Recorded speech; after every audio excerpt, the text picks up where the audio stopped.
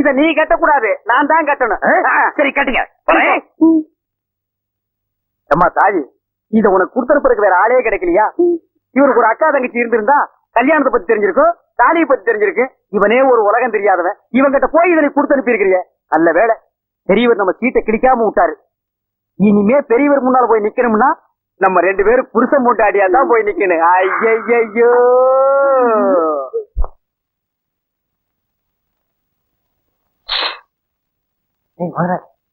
என்ன விஷயம்?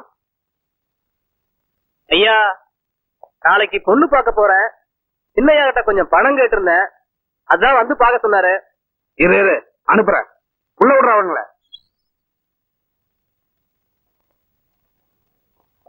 என்னடி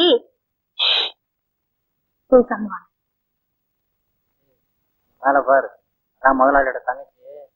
யாரும் பார்க்க கூடாதுதான் இவ்வளவு கலாட்டா.